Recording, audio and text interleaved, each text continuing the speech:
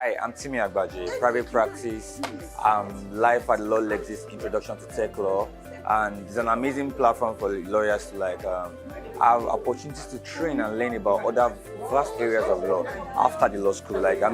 Things like this should come up periodic. I've learned a lot about the blockchain technology, and I've learned about the confusion in the legal ecosystem surrounding cryptocurrency transactions and a couple of other stuff. Quick question. If you sat in the seat, if you're sitting in the seat you sat yesterday, raise your hand.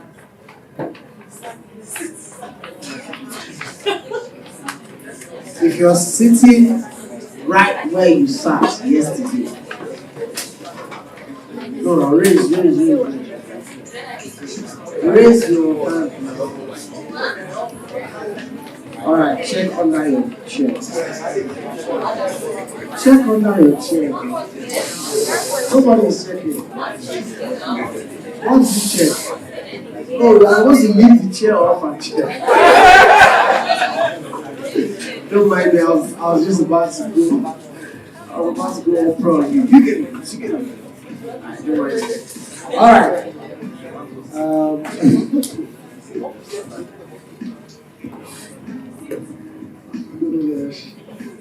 Okay. So it's day 2. How many agree that this has been worth your while? You agree? The way your hands went up. Our online participants, do you agree that this has been worth your while? Okay, nobody can answer me now. And our dear Esther from Kenya, I'm sure this has been worth your while as well. So we're going to the second to the last session. Our facilitator is already here. He's been here since before the first session ended. And I'm really delighted to welcome. Okay, the chancellor is using our not bringing it. Let's keep it down. Okay. I think, I'm not sure, that Mr. Ade enjoys having lawyers or people from Edo states to speak at his session of Michigan. Okay, ladies and gentlemen, his name is Omoruyii Edoigawerie, I'll skip that part.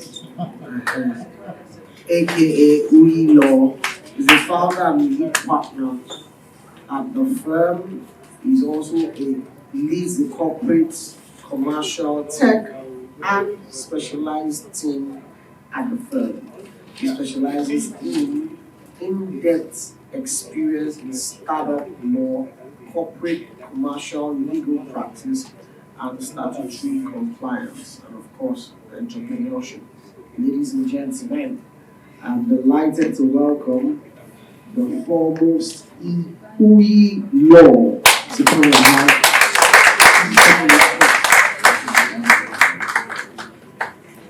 And then you also agree with me that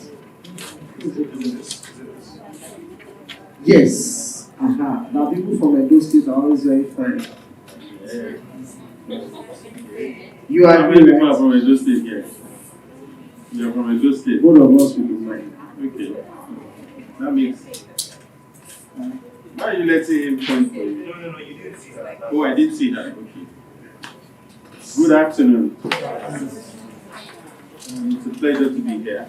Thank you, Law Lexis, Legal Nigeria, my brother Ade. Good to see you all.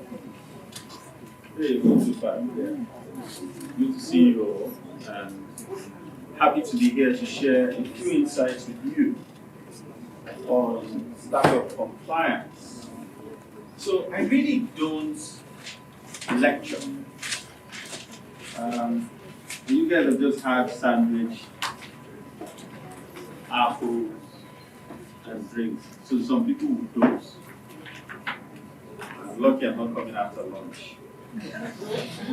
But when I remove my glasses, I want to diss someone because I can't see you, so I can diss you. I won't know you're looking at me or making bad faces at me.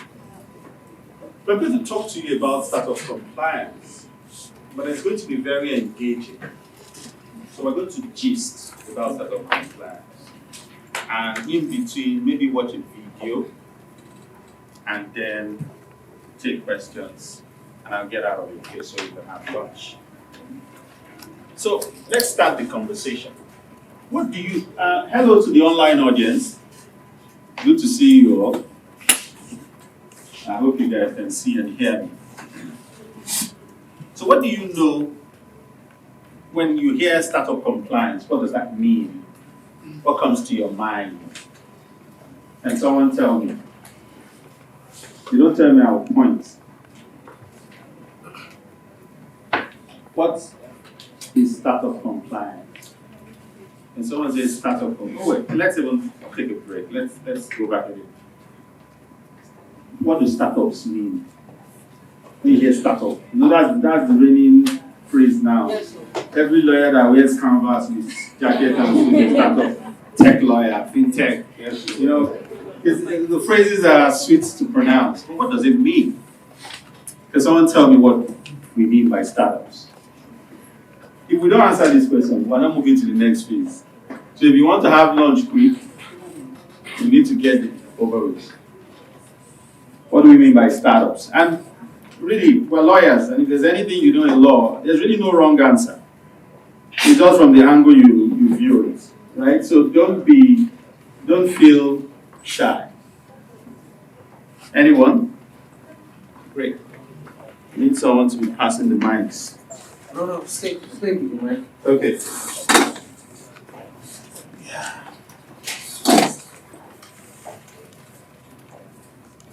Good afternoon, my name is Omoruyii.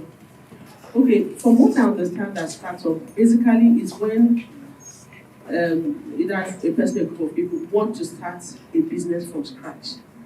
They have the idea, they have maybe their business plan and everything, but they now want to put in those ideas into processes, breaking them to processes, now getting the licenses and everything. I think that is what maybe I'm going to start up. But startup basically is when you want to take off, and that's why idea you have already. All right. Thank you. Thank you. Okay. I don't know. We're lawyers and senior lawyers. Do we clap? Okay. So let's clap. Okay. As an addendum to what you just said. No. It's just an emerging business, a clean one. To just put it subtly. Okay. Let's clap again. Let's do so. I'm a school dad. I have toddlers, so I'm always in my children's school. There's a way we clap, so we're going to do that. One. No, let's do it together. 1, 2, 3. And then let's do 5 times. Okay. So startups she said they want to start up, and the law at the back gave us the addendum, greyhounds. If there's any advice I'm going to give you, that you say who your law told you, always give words their literal interpretation until it gets to a place where it begins to give you some inconvenience in understanding. But beyond that, when you hear words, give them the literal interpretation. When you hear startup, what does it mean? Start, open. You get it? Why we often have problems as lawyers is that we try to define very plain, simple things. Do you understand me? We try to define plain, simple stuff. We try to give it, because we always feel, and that's a failure of legal education. we always feel there's more to it than just that word or just that thing we're hearing. And sometimes there's really no more to it. Startups are companies that are just starting. Now, when we go further, you get the legal interpretation, the legal definition of startups. But essentially, startups, fresh companies, budding companies, new companies that have just been born and that are starting up. Right? As literal as possible, so it prevents you from having a headache. Compliance. What does compliance mean? Can someone tell me? Yes. You, and then someone said something here. So let's start with her. Hi. I believe startup compliance startup compliance. Just compliance. Compliance are set of rules given to help you operate in a perfect way. Okay, yeah, jumping. Compliance. You see, you are being a lawyer. You understand? You are being a lawyer.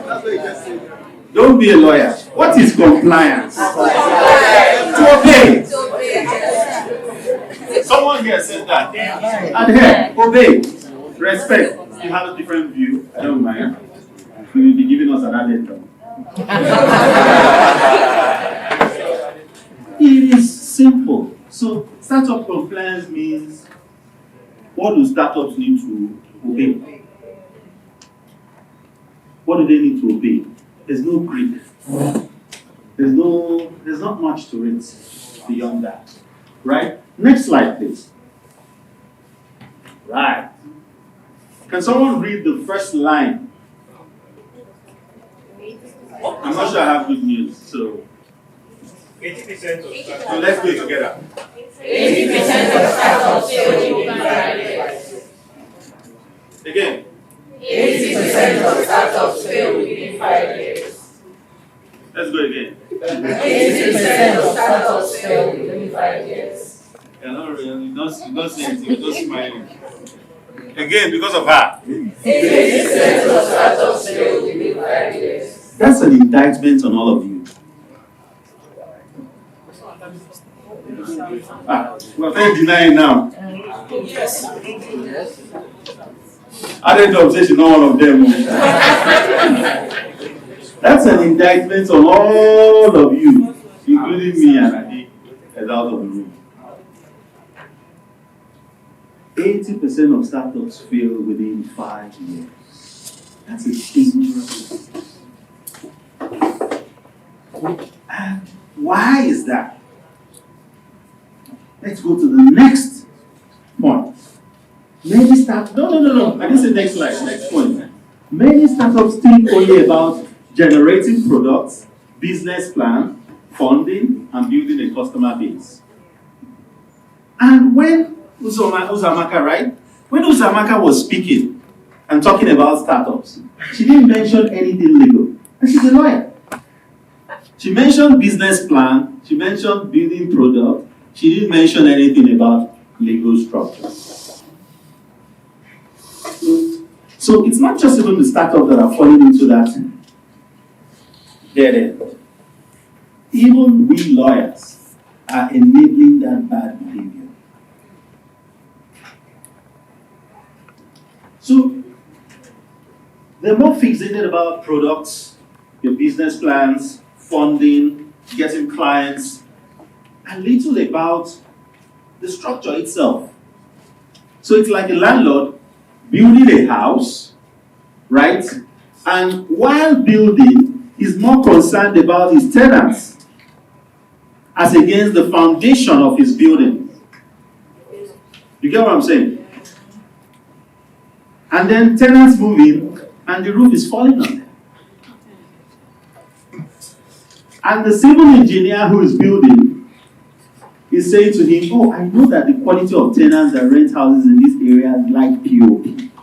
They really love, lighting. So I think we should do. Instead of telling him that the land where you are building on is swampy land. And so you need to put 3 trips of sand instead of 1, that's the usual practice. You are all fixated on the market, and nobody's looking at the building.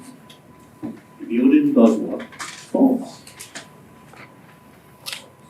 Very few are the most important twin elements that guarantee sustainability. That's another word that we must keep at the back of our mind in this conversation. And what are those twin elements?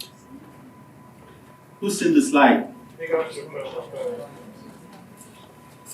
For those at the back. Legal structure and compliance. That's the foundation. That's what keeps the building. But we're fixated on the product, the market, the money. And nobody looks at the things that guarantee that there would be a business to have a market and make money. These are the things that guarantee that that business will exist. Well, let me shake this table just a little bit more. Even the few who look at these twin elements do it to do what? To tick the boxes. Okay, for this business, we need this license, we need that license, we need this registration, we need that registration, we get it done. Get your books, congrats, enjoy, on to the next. Many people don't even understand the intricacies involved in the foundation. So we just do it, let's fulfill requirements. And then, let me shock you, I work with a lot of startups, right? Many startups only go back to their structure and decide to comply when they need funding, when investors start asking some questions. I watched a video. The lady was in the lion's den. Have you heard about the lion's den? Yeah. Where you go to get pieces and she was talking about this product. She was so excited about her product, very passionate, and she's even fine. Oh, speaking so well. I'm ready to give you equity in, And then the man said, okay, you want to give you equity? Great. Okay, so how many percent equity? She said, we can discuss that, that. All right, so what's the structure of your, we're going to register. Oh. What? Eduro. They're not registered. No, we're in the process of it. Okay, this product. What's the measure of protection? We also intend to trademark.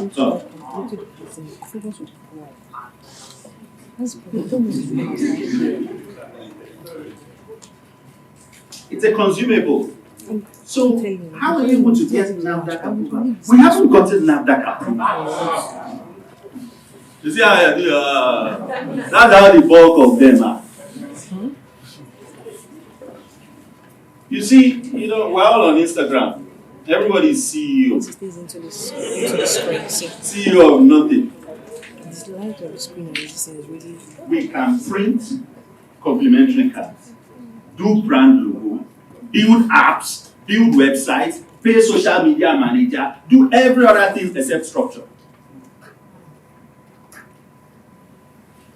Then when the business starts getting serious, they give you a check in the name of your company. You now run to lawyers.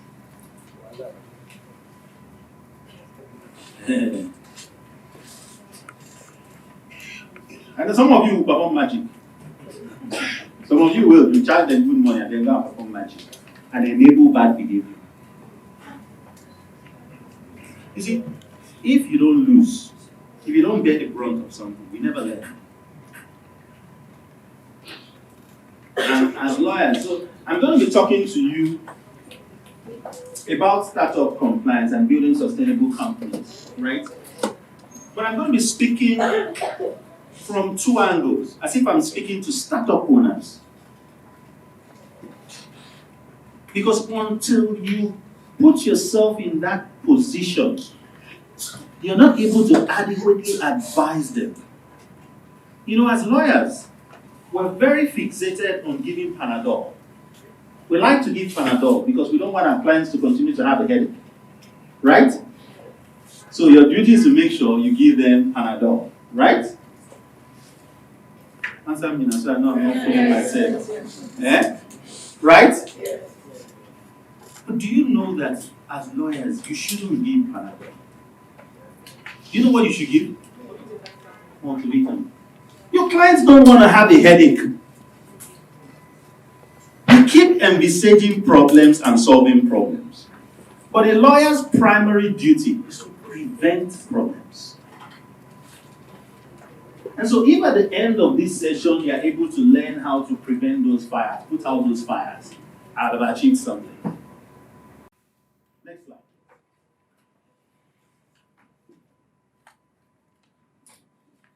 So why do many startups fail? Why do we have that large percentage? Studies have shown that regulatory compliance failures and legal challenges are the second and third most significant cause of startup failure. The sizable number of startups have collapsed or faced severe setbacks because they fail to understand that their businesses can only thrive and be sustainable. I use that word sustainable because really, the idea around building a business is that the business will grow and last. And oftentimes, many startups build businesses that are short-term. And you know, startups, entrepreneurs in the tech space are very, very restless. Right? They're always thinking of the next thing, the next big thing, the next thing, the next innovative product. And so they build beautiful products, create a structure around that product, and then they get itchy for the next exciting thing. And so they leave that and go. Right?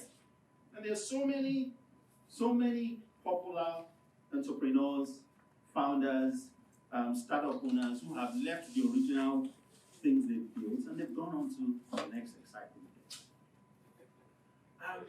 But the smart ones have always created a structure around those businesses to enable it and to keep it assured.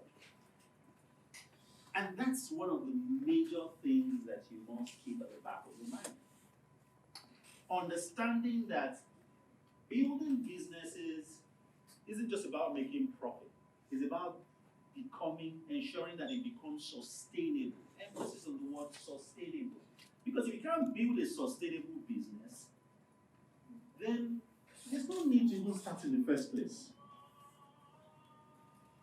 Right? So, a sizable number of startups have collapsed or faced severe setbacks because they have failed to understand that their businesses can only thrive and be sustainable when they pay attention to and respect the rules that regulate their line of business. Part one.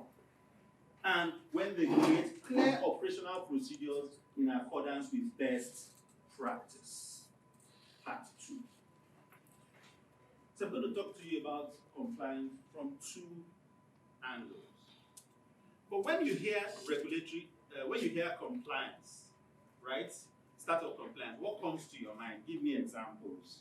What comes to your mind? Sorry? HAMA. That's company registration. What else? FIRS tax. Sorry? SEC. NAFDAC. Sorry? SEC. Yes. Consumer protection. Yeah. Trademarks. Sorry? Insurance. No tab. DPR. So regulation, right? Regulatory obedience. Isn't it? Right? That's what comes to your mind when you think of compliance. Ensuring that your books are in order and that you adhere to the instructions that have been laid down by the regulators. But is that all? Do you know that this aspect of compliance is even the least dangerous failing to adhere to. Next slide.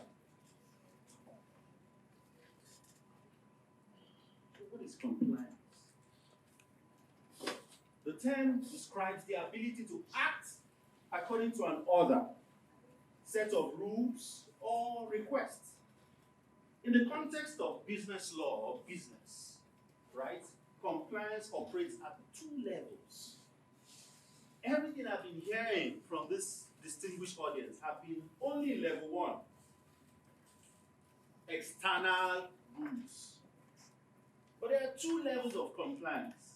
Level 1 is complying with the external rules, the rules imposed by the state, the rules imposed by the ecosystem, the rules of the environment where the business operates. And then level 2, compliance with the internal systems of control that are imposed to maintain the quality of the organization's products and services. You see, the second level of compliance is the most important aspect of compliance. It's often said, man, know thyself. While lawyers were called to the bar. Abi? But let me tell you, you pay your practicing fee, you pay all the relevant fees, you do all you need to do externally. Internally, if you don't improve yourself, what happens to you? If you don't discipline yourself, what would happen to you? If you don't create a system where you're able to learn, improve, collaborate meaningfully, and grow, what will happen to you? You will die. This law that you know will phase out. And so, these 2 levels of compliance are just as essential as each other. In fact, I would say that internal compliance is even more important than external compliance. Because it's easy for you to deceive yourself. Next slide. Startup. Now, luckily, we have the Nigerian Startup Act. And so for the first time, there is a law that defines startups. And the Startup Act defines startup as, can we read? A company in existence for more than 10 years, the objective being the creation, innovation, production, delivering the adoption of innovative digital technology in products, service, and process.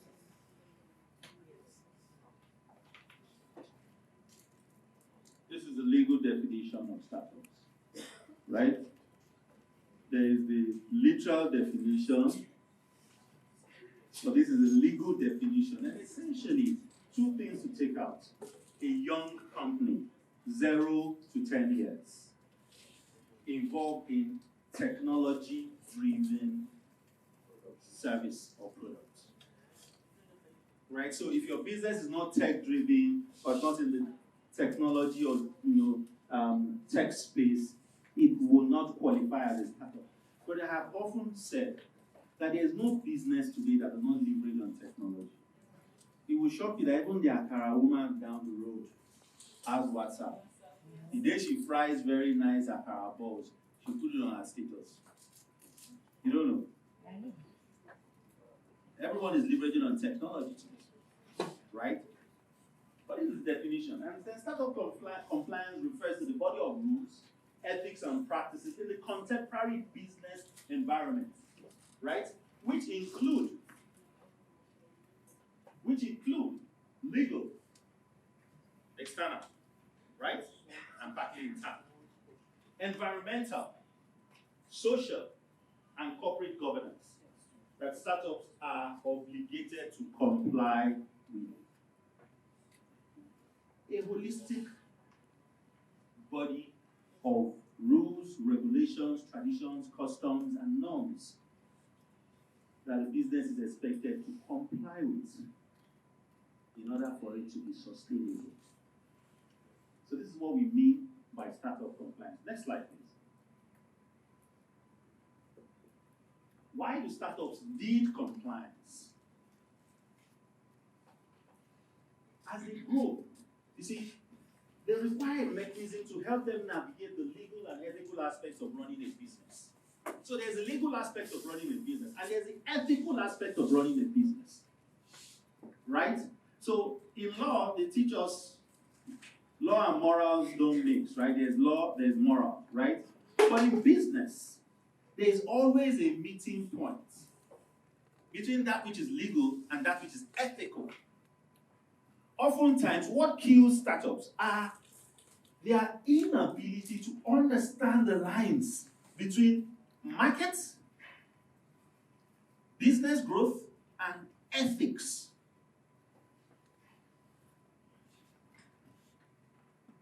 So, if they fail to keep up with the rules and regulations that regulate their business, they incur legal liability, which are capable of stunting their growth and in some cases killing them.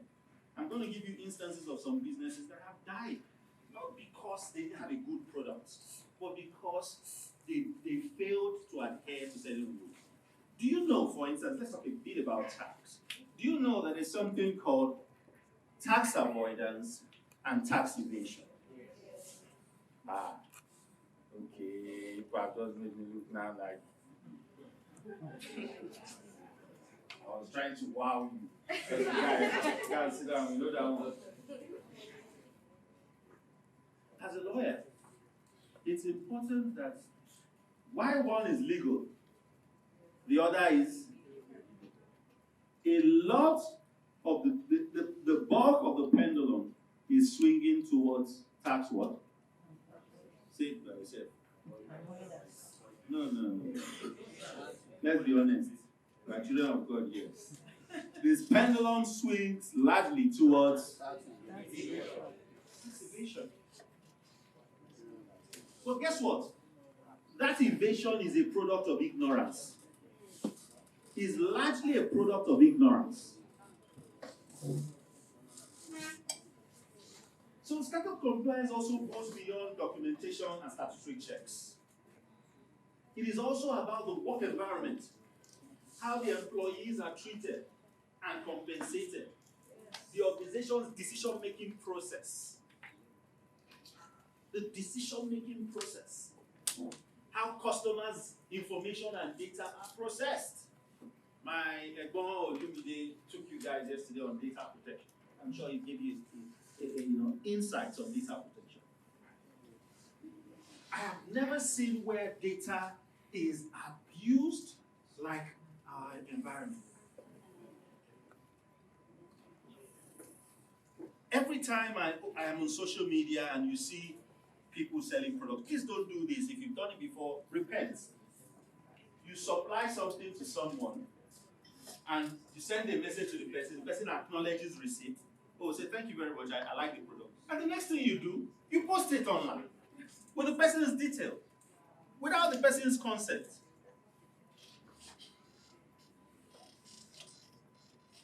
Ridiculous. Do you know that that person can sue you? Do you know that that legal action can cost you your business? Many businesses don't know this. Why? The analysts, the brand experts, the market specialists are saying you need to let the public know that people are patronizing you and that people like your product. But they are not telling you the legal implication of doing that. And now you could solve that by saying to the person, oh, I'd like to post this review. Do I have your consent to post this review? Oh yes, you have my consent. But please blot out my name or blot out my number. Valentine is coming. Those of you that will buy gifts for girlfriend and side chick, imagine if the vendor says, thank you, Mr. XYZ. 2 vendors. I'd probably not a reason. No, let's believe. Has it not a reason? Yes. So it's important that data protection, how you manage the data that comes, very important, essential. And then, you see, an organization can only meet external requirements when it has a set of internal rules and regulations that it follows. You can only comply with the best outside when you have tidied up yourself inside. Okay. You can only, so if you're not disciplined, you can't comply with external rules. If you're not disciplined, you'll not be able to file your annual returns as at when due. You'll not be able to file your tax returns, your VAT remittances, all the necessary regulations. It is that internal discipline that helps you comply with the external requirements. And that's why internal compliance is fundamental. Very important. Next slide. I'm not going to dwell too much on external because we are gurus in external compliance. So that's it. But when it comes to startups,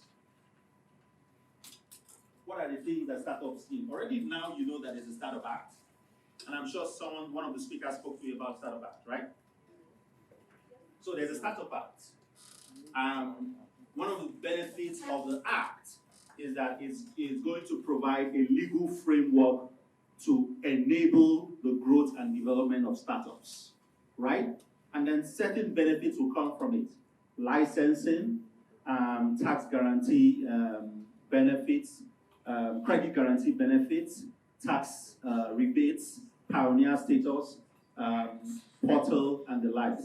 So it's important that you go and read up on the Startup Act, get acquainted with it if you want to be a startup lawyer. Now, one thing I'm going to say to you is having a niche for yourself in legal practice demands voracious reading. Right? You've got to read and read and read and read. You've got to understand that environment. So imagine I call myself a startup lawyer and someone throws a phrase and I don't know what that phrase is all about. And I say, okay, I have not read up to that place. Would I not look stupid? Eh? No, won't I look stupid? So it's important that you understand that and you understand the environment, right?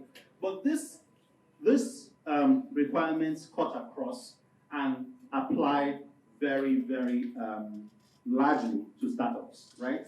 Incorporation, post-incorporation, those things are basic. Let's know. Intellectual property compliance. Now, it's very important that you understand how intellectual property works. I'm sure my brother Davison has taken you guys on intellectual property, right? Have you done intellectual property? Oh, okay. Oh, it's the next class. Okay, so I'm not going to dwell on that. Let the other speaker do her work, right? Tax regulations, very important. Now, one of the benefits you get being an expert in the field is that when you're advising your clients with respect to a particular matter, you must be able to give them new ideas with regards to that area. What is the latest thing? Right? So if you are counsel to a startup, right, you're advising a startup on tax, you won't go the usual route that others go. You ask yourself, is there any peculiarity that this startup can benefit from as far as tax is concerned? So let's go back to the Finance Act. Let's go to the Startup Act. Are there certain things from the Startup Act, from the Finance Act, that startups can benefit from? Right? Very important. Because let's look at it this way. Do you know now that with the Startup Act, investors in labeled startups have government, what do you call this, waiver to import and export capital. So if I'm funding a labeled startup, there are no fees on importation and exportation of the capital of the investment. Right? You should know this. So that it's part of the bargaining chip that your clients will have when discussing with a potential investor. So understand what the rules are, the rules that apply, right? What applies at the federal level, what applies at the state level. And that's one of the reasons that the Startup Act is also going to be adopted by all the states. So you're going to have state startup laws, which are going to be flowing from the federal Startup Act, because there's no place called federal government. The startups live in the states. And so to contextualize the benefits, you need to bring home state laws, right? So things like tax holidays for employees of startups, business permit waivers, advertisement waivers. These things are done in the states. And so you must be on top of your game to understand what the latest trends are in every area.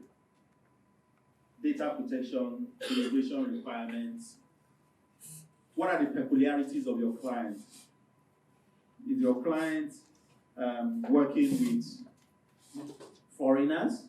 If yes, what are the rules that apply? You now know that for you to register a foreign company, the share capital has increased. Are you aware of that? What was the share capital before? Sorry? What's the share capital now? Does it have to be all 100 million?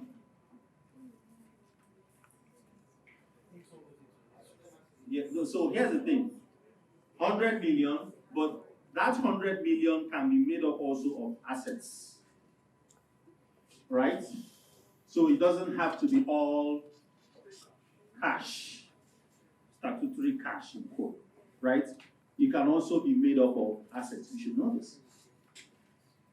Because if you are dealing with startups, and imagine you advise them, you send them a legal advisory for 10 million share capital and your fees, and then they pay, and then you go to register, and CSC queries it, and then you come back to them and say, okay, sorry, that time I was writing you, they have not given you this license.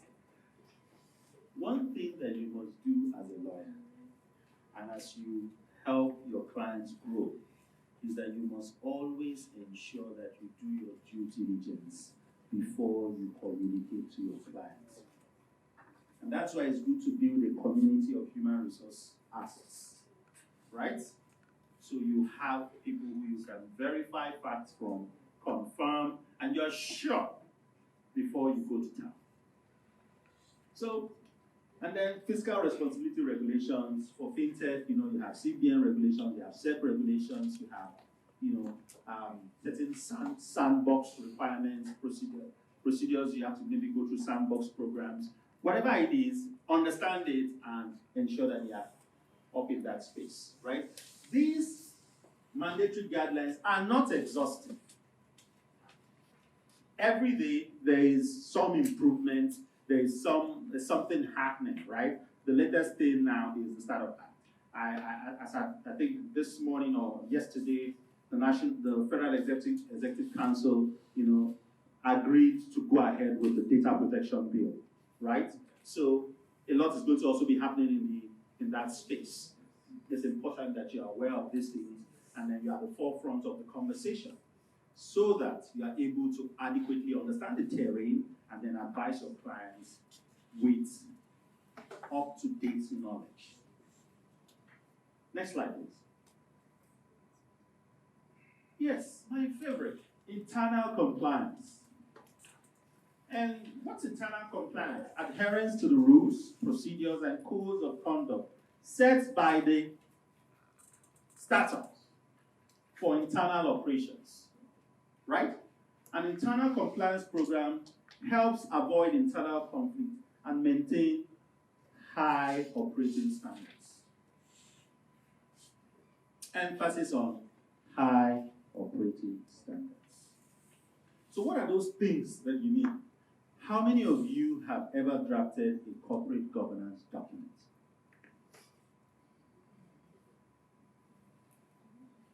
No. Okay. Well, yes. So a corporate governance document is like a Bible for a company that essentially lays down how the company should govern itself. High five. Well, you were not sure before. How the company should govern itself. So it's not okay to just register the company and tell them, oh, wish you all the best, God bless you, go forth and succeed. What are the internal books that you have?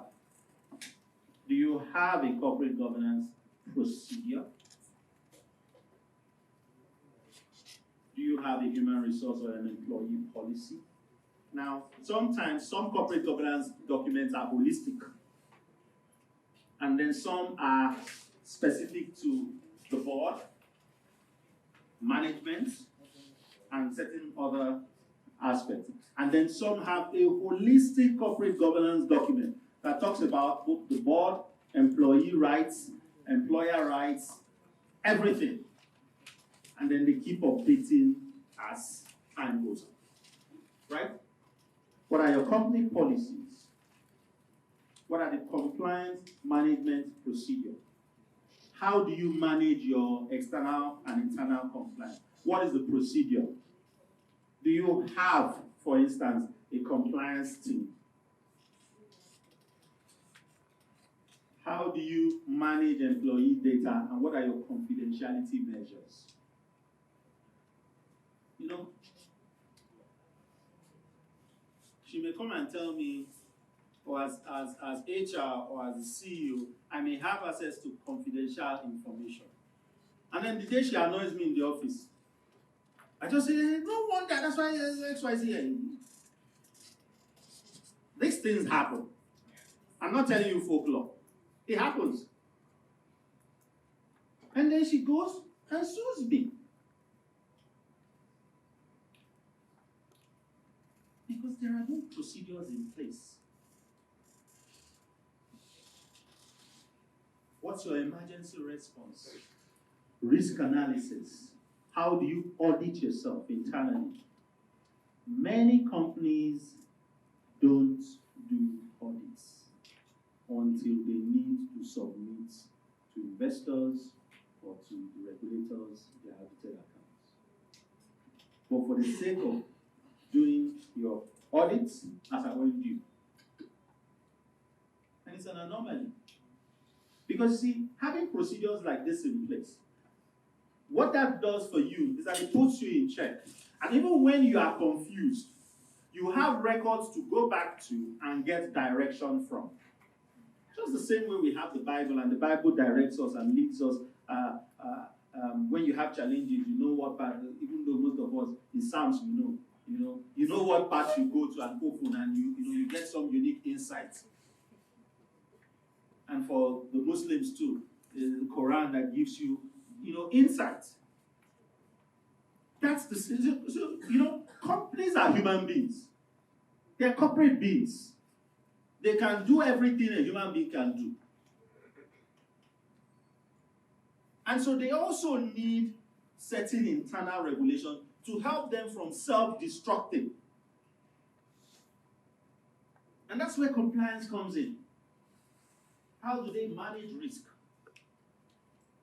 A lot of startups are very, very like risk. And when we go further, I'll give you a few examples. Next slide. Because the importance of compliance, whether external or internal, is that it helps you stay in tune with the laws. It protects the startups from fines. So you are using the little money you have to invest in the business, to grow the business, to gain traction, as against using it to pay fines. Because you're doing what you need to do. So imagine before the 21st of every month, you file your zero returns at FIRS for the company, right? You do all you need to do. When you receive VAT, you remit it, and you get that. At the end of the year, it is seamless. All you need to do is click a button, you generate your tax clearance. and you file. You've got your tax clearance, no issues. But what is obtainable? You wait until the job comes or a contract comes. You tell your lawyer, we need tax clearance. And then we check the books. You have not complied with A, B, C, D, E, F. Okay, now you go, and then FIRS slams you with heavy fines. And then you start seeing how to gerrymander. And the fines oftentimes are not fines that you have incurred. But because you have failed to do what you should have done, you are slapped with a fine. And that looks like a loss. Just like filing your annual returns. How much is it? We're all lawyers here, so off camera. How much is it? Yeah? 5,000. For business names, I think it's even less, right? But then, you don't do it. You accumulate it for 10 years. That's how much? 80,000. Because you're paying 5,000 naira penalty for business names, and then for limited liability, that's 10,000, right? Because you're paying what? Penalty. For something you could have just done before June, right? So it saves you money. And also, it protects you from things that will negatively impact your operations. It gives you employee retention. So one thing that people like is that they like to work in structured environments. Environments where there are systems in place. Environments where I cannot bully you because I'm the lead partner of the company. I can't bully you because there's a policy in place that checkmates me from being arbitrary in my conduct. So I'm comfortable to work. I'm comfortable to put in my best. I'm comfortable to challenge, albeit respectfully, norms that are not right because there's a procedure in place. So you can't just be free falling. You've gone to the next slide before me. No, you can stay there. Go back. No. Again? Yes. Compliance and risk. Compliance and risk.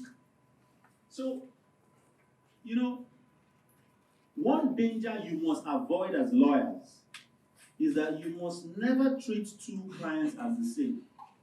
Even if they are in the same line of business. Even if they are doing the same thing. Even if the facts appear like they are very similar. Because no two people are, even twins, even identical twins, are not the same. So the issues that affect one may not necessarily be the same issues that affect the other. So you always have to distill. It is very important that you distill and understand that no two startups are the same. Some are more willing to take risk than the others. But one thing that is generally acceptable among startups is that they like to take risks. They like to go to uncharted territories. And it is that boldness that builds innovation. So yeah, great. Imagine if today you have a Telstar giving you driverless cars, right? So imagine getting into a car in Lagos traffic. There's no driver, there's nobody else in that van. Who's going to be able to do it? Tell me. Who will have that boldness? Then you're approaching no choice. There's no driver. Yeah? But you see, that is boldness.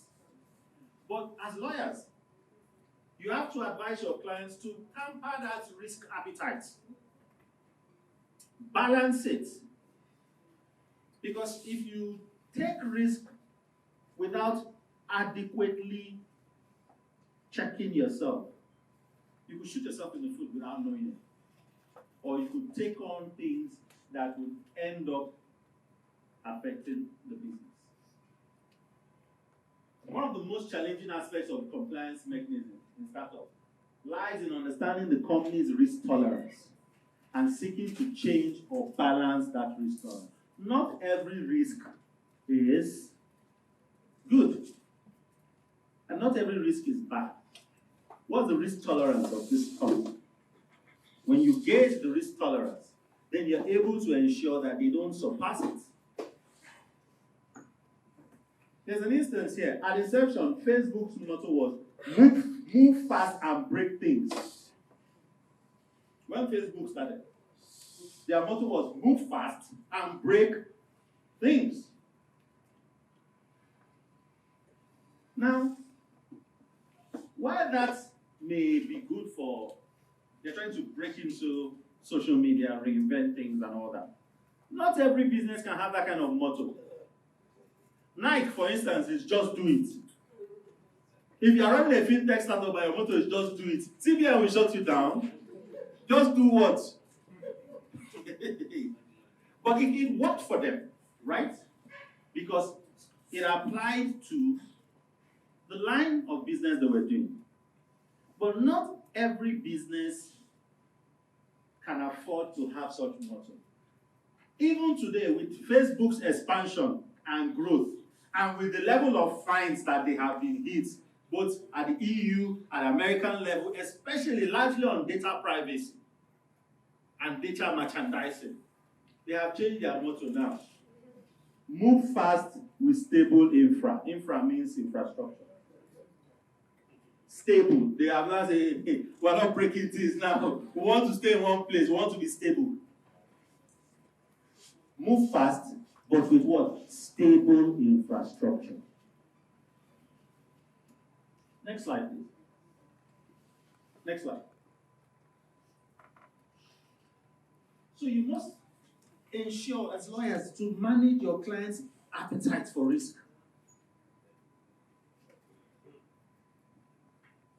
Identify the risk. So when clients come to you to say, hey, this is what we're looking at doing.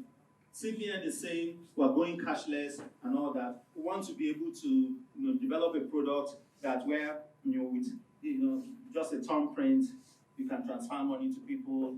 And that's great. I mean, your role as a lawyer who understands compliance is to say, Edu, calm down. Let's look at the other side of this business idea. And I'm sorry to interrupt again. I'm interrupting on behalf of the participants on Zoom. So they missed you for about 3 to 4 minutes. Oh. So they're asking if you can kindly just do a recap. Okay, where now? Maybe I think the previous line. Okay, so let's go back. Thank you. Back again. Right. Okay. So the importance of excuse me. The importance of compliance. It helps you stay legally compliant. You're able to save yourself from the fines, from the rigors of having to now come under the sanctions of the regulators. Right? Another thing that it does is that it encourages employee retention because employees are now comfortable to work for you because they know that there are rules that prevent arbitrary behavior. And that's one thing that is very, very rampant. Where startup so also, you see, to run a startup is actually hard. It takes blood and sweat. And so when a founder is able to build a product, build a business, and can employ people, there's this level of entitlement that comes. Because when they look at the sweat, when they look at what they have put in, but you see, that level of entitlement must be toned down by structure. If not, it will lead to arbitrary behavior. And when I started, you know what I went through? And then they use bad, obscene language, or say things, or are discriminatory in their behavior. Oftentimes not because they are bad people, but because they are coming from a place of so much investment, work, and sweat. But when you have measures in place, when you have procedures in place, those procedures ensure that they don't go overboard. So it's like a rope in the waist of your client. And the plan is that he doesn't get to this place. So once he's getting here, the compliance mechanism draws him back, even against his own will. How many of you have heard about Rise Vest? Heard about Rise Vest? Are you aware of what happened? Right? So the founder had to resign from the board because an employee raised allegations of certain impropriety against him. And he was suspended for 6 months. An independent investigation was conducted and he was found culpable. And for that, he had to step down and become a non-executive director on the board. Compliance. Structures.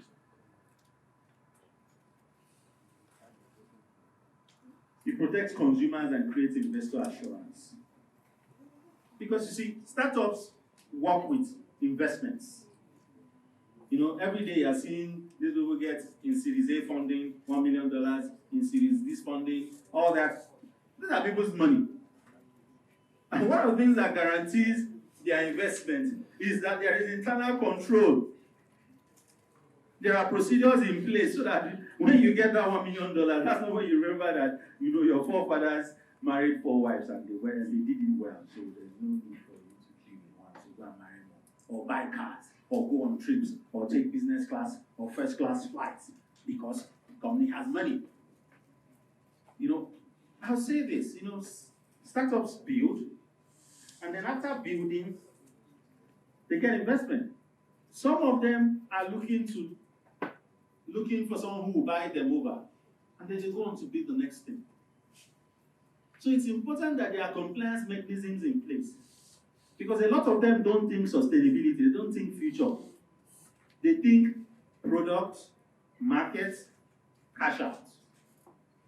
Product, market, cash out. Short term, mid term. Very few think long term. Next slide. So compliance and risk, right? No two startups are the same, so you must be able to balance them.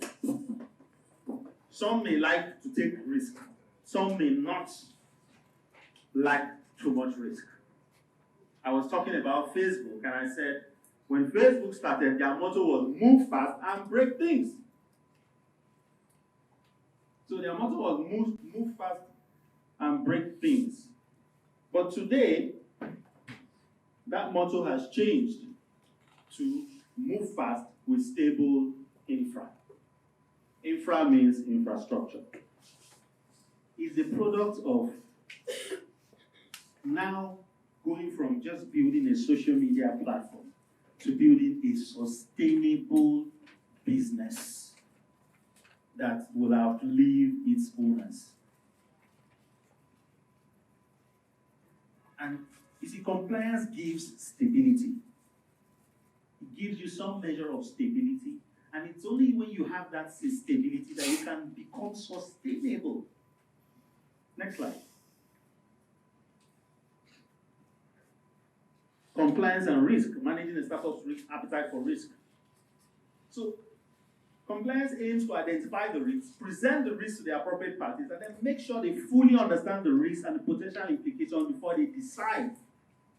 Oftentimes, faulty business decisions have been based on very hasty and wrong assumptions.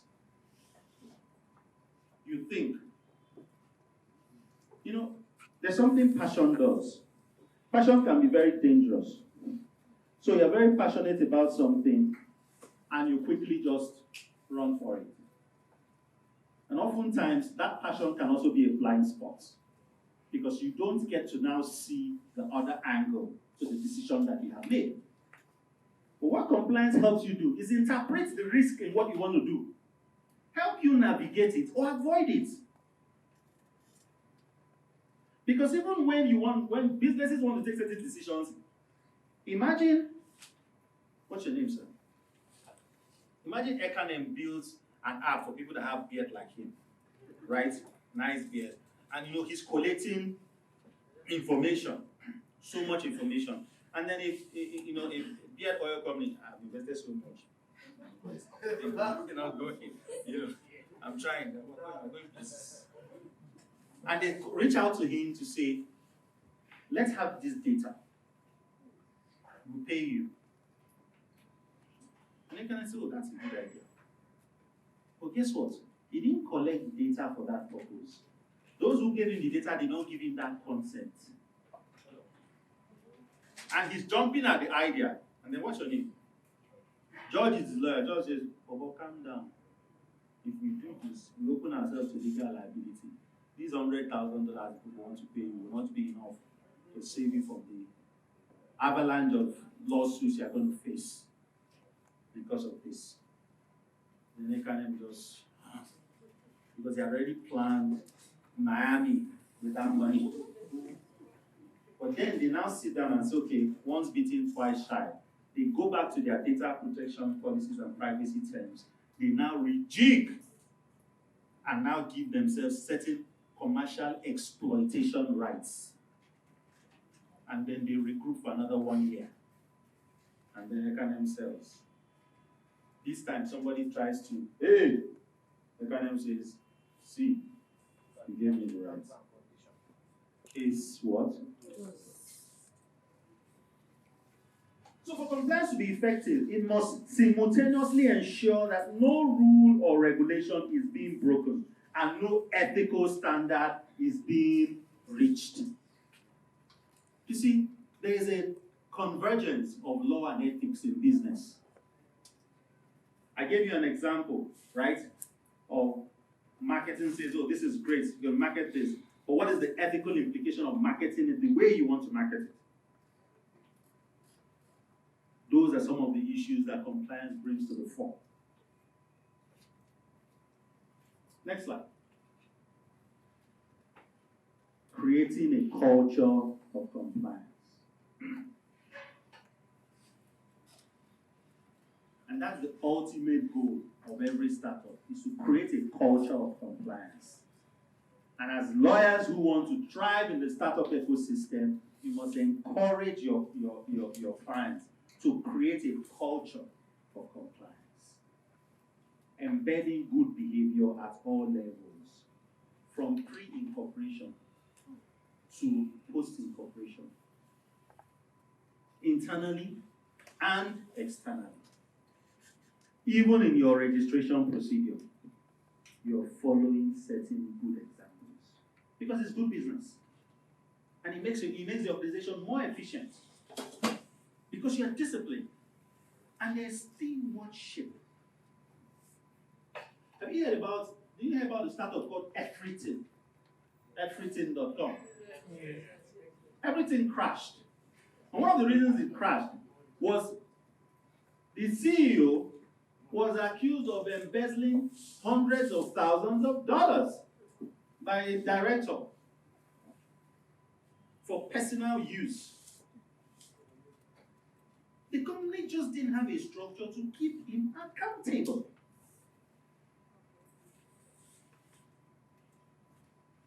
So it's important. So compliance makes, even if I'm the founder, the moment I start collecting money, what's your name? The moment I start collecting money from Zena, what's your name? From Bola, from Chidima, from Moreme, from Michael, from Jumoke, it's no longer about me. I owe them a fiduciary duty. Next slide. No, asking questions. Next slide. Regulation. So you see, law without sanctions is dead, right? Yes. So there's need for sanction to ensure compliance. And regulation, what does it mean? Set of rules issued by a private or public body with authority to supervise and ensure compliance. And then giving an appropriate response in time of violation. They are essentially there to ensure that the organizations abide by the rules and don't fail. Now, regulatory enforcement is a product of the process of authorization and supervision. a regulator must enforce compliance with the rules. That's why today, you don't file your annual return, CAC will put your status inactive. There is a legal implication for that. And do you know that flowing from the Companies Act and the powers of the CAC, once your status as a company is inactive, you are not a going concern in the eye of the law. So it's beyond online and offline status. You are not a going concern in the eyes of the law.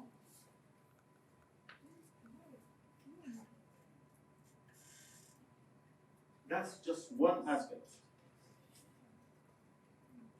Data already, you know, NDPR, they are hard on. Data breach, wrong use of data, stiff sanctions. You can't build a website or an app without an appropriate data protection policy. Because if you are going to be taking people's data, you must put appropriate measures in place to protect that data. And you must also let them know what you intend to do with their data. Next slide. Trying to rush before the food gets cold. So what are the enforcement procedures? We are lawyers, so we're not going to babysit ourselves. Inspection, investigation, surveillance. Imagine, for instance, you're a company and you have expatriates. And the expatriates don't have the necessary work permits or work visas, or they come in with tourist visas and then they start working and earning a salary. Immigration will inspect and they will shut you down. They will arrest the foreigners and possibly deport them. That's a sting. And then what happens? You as a company can no longer apply for any immigration employee benefits because you'll be blacklisted. But if there are no regulations and there's no enforcement, people will be more in breach than in observance of these rules. So what's the core objective of regulation? Ensuring fair, efficient, and transparent systems. Protection of investors and consumers. So imagine, for instance, you guys tell you to come somewhere to see one popular musician. You go and stand from 10 o'clock to 3 a.m. Standing, they are pushing you, you are pushing them, pushing you, you are pushing them.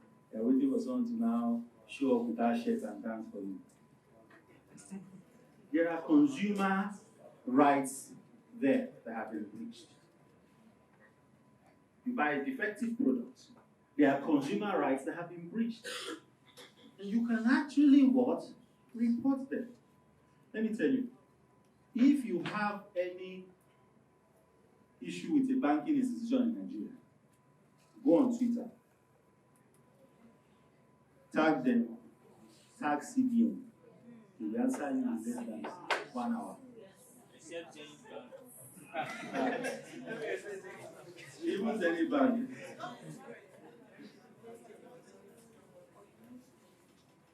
Yeah. Or send an email. If you're not social media, send an email. Make sure you copy consumer protection, CBN consumer protection. They'll respond immediately. Regulation. Next slide. You're going to share the slides, right? Yes. Okay, so that's why I'm skipping. Effective compliance programs. So, one way of everything we have been saying has been a bit highfalutin, right? One way of bringing it home and ensuring that it happens is by having a compliance program in place for startups. And a compliance program comprises of internal policies and procedures created in order to meet set standards and guarantee that a company is following the laid down rules. And it's important that and you see, it doesn't have to be, these things that they look big, but even a 2, 3, 4, 5, 10-man company, it just takes discipline to segment and compartmentalize your structure. So you may be the CEO, you may be the chief compliance officer, you may be the chief operating officer and accountant. It just means you learning how to wear one cap when there is need and being true to yourself. Because it's not about you, It's about the structure that you have built and whether or not you want that structure to live long or to die on time. So having an effective compliance program guarantees that the company will last, at least to a reasonable extent. It's crucial to the company's success and management of risk. I often refer to compliance program as the fondant that holds the cake together. After baking cake, when you put that fondant, it makes it beautiful. But even beyond being beautiful, it keeps it. Because if you bake cake without putting fondant and leave it, after some time it just keeps. But fondant keeps it straight for as long as you want it until you are ready to eat it. And that's what compliance program does. Compliance program, jumping. Compliance program helps you stay in one place and stay beautiful, even at your own personal expense. So you discipline yourself, make some sacrifice to benefit in the future.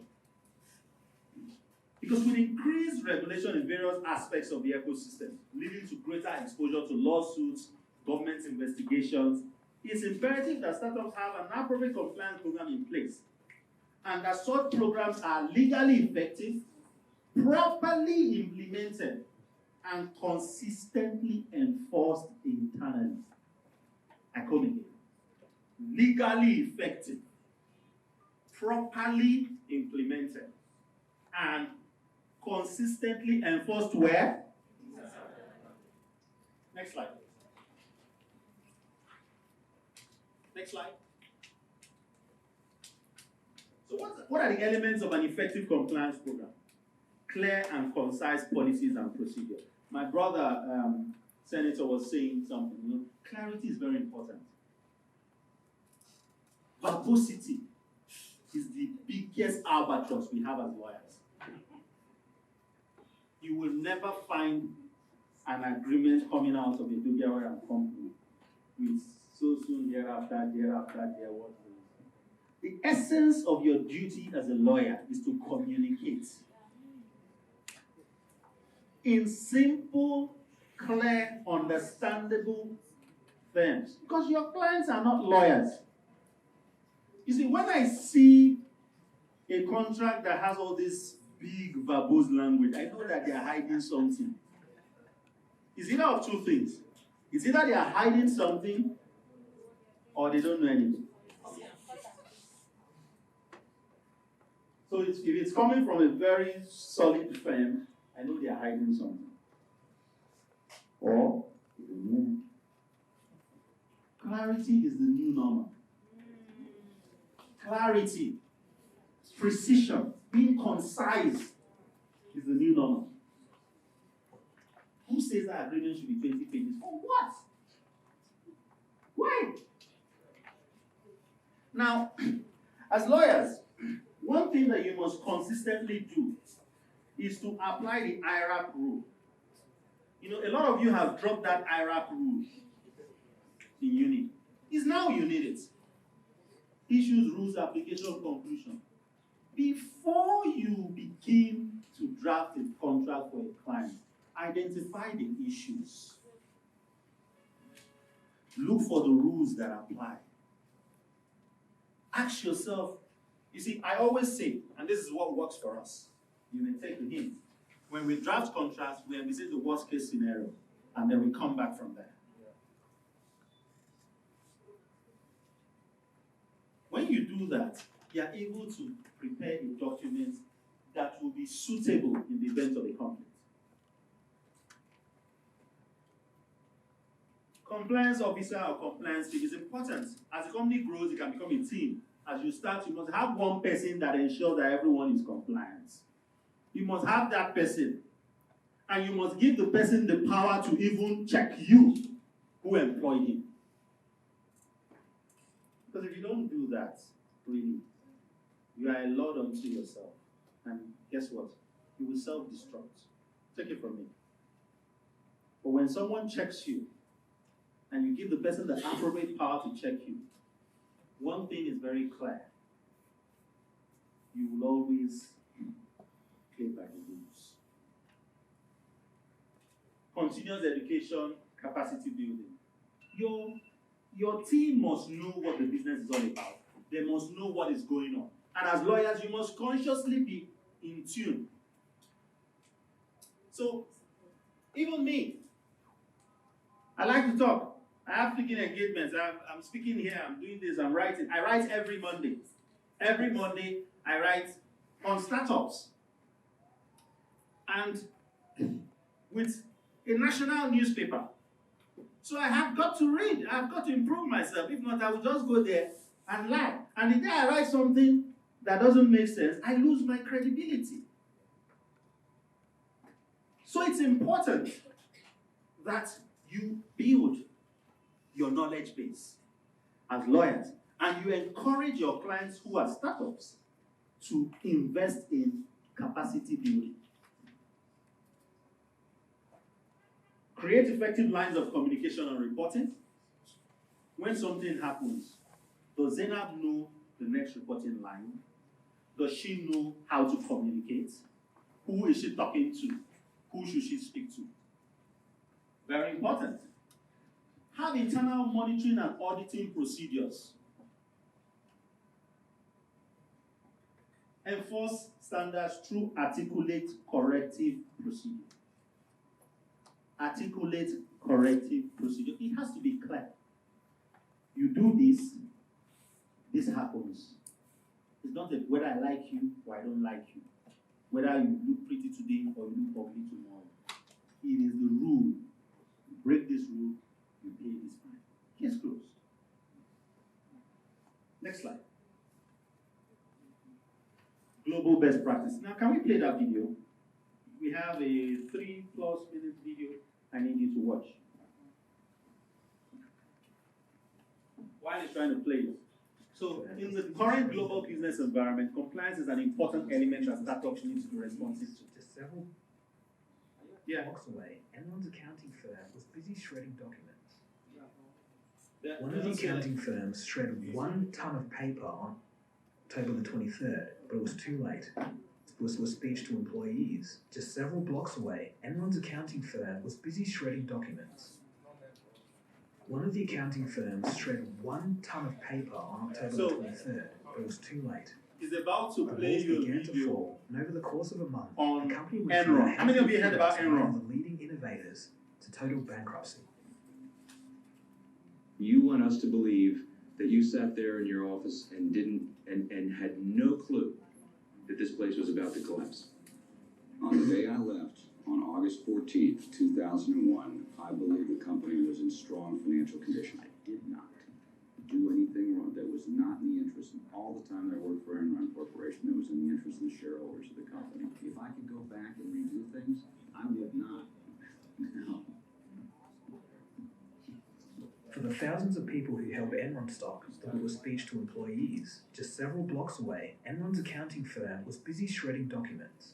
For a speech to employees, just several blocks away, Enron's accounting firm was busy shredding documents. One of the accounting firms shredded 1 ton of paper on October 23rd, but it was too late. Paperwork. The walls began to fall, and over the course of a month, the company went from that healthy appearance of one of the leading innovators to total bankruptcy. You want us to believe that you sat there in your office and didn't and had no clue that this place was about to collapse. On the day I left, on August 14th, 2001, I believed the company was in strong financial condition. I did not do anything wrong. That was not in the interest. All the time I worked for Enron Corporation, that was in the interest of the shareholders of the company. If I could go back and redo things, I would not. No. For the thousands of people who held Enron stock, the market was frozen at the $32 mark, and when it reopened, it was $9 a share.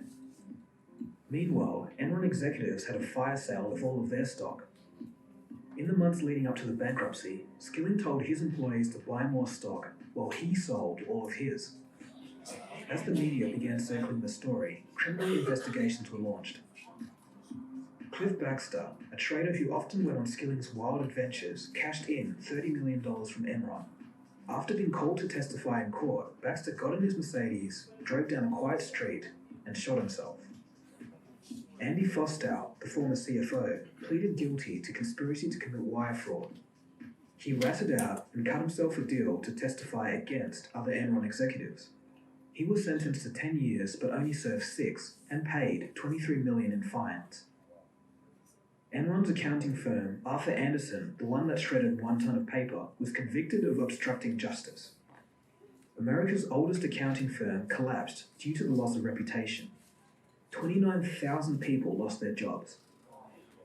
Ken Lay earned $300 million from Enron. He was found guilty of 10 counts of securities fraud and was facing 45 years in prison, but died of a heart attack a month before his sentencing. 20,000 people at Enron lost their jobs and medical insurance, with an average severance pay of only $4,500. Executives were paid $55 million during the bankruptcy and cashed a further $774 million in the year before the collapse. Skilling, the mastermind behind Enron, was convicted of 19 counts of security and wire fraud. He was sentenced to 24 years and $180 million in fines. While in jail, his parents and his son passed away. He only served 12 years of his 24-year sentence and was released in early 2019. But this isn't where the story ends. Skilling is hoping... There's a new Zoom.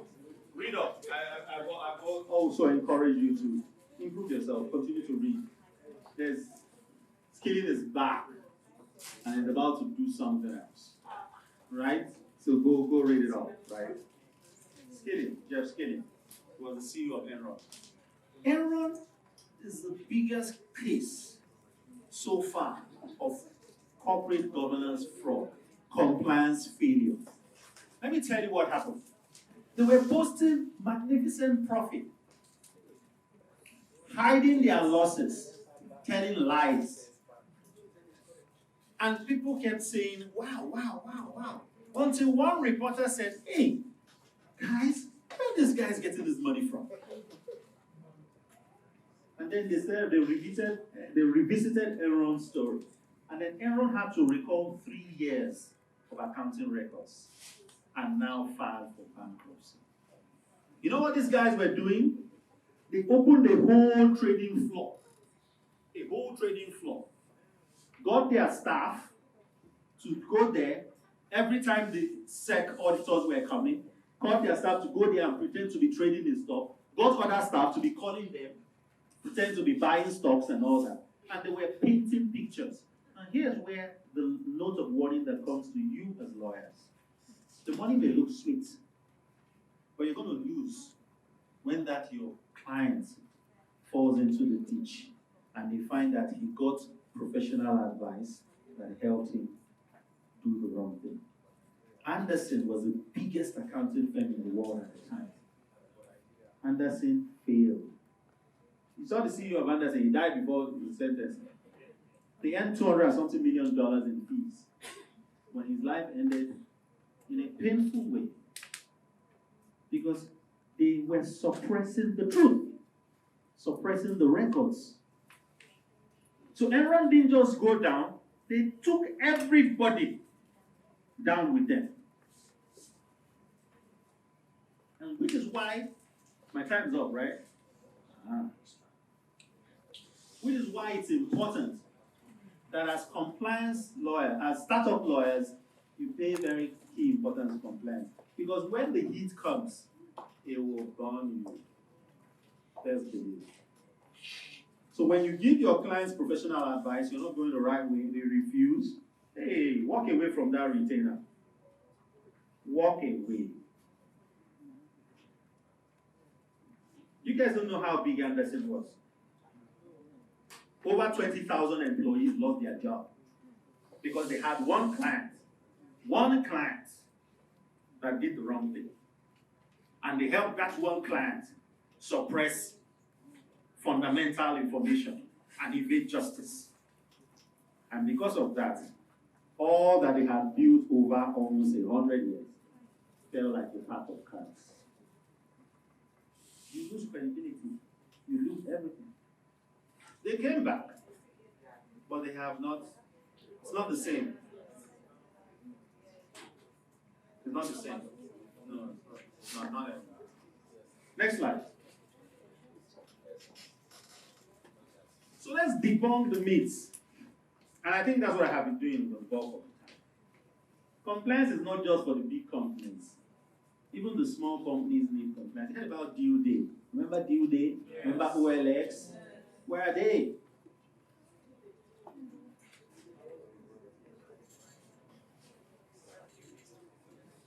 They didn't just disappear. They failed.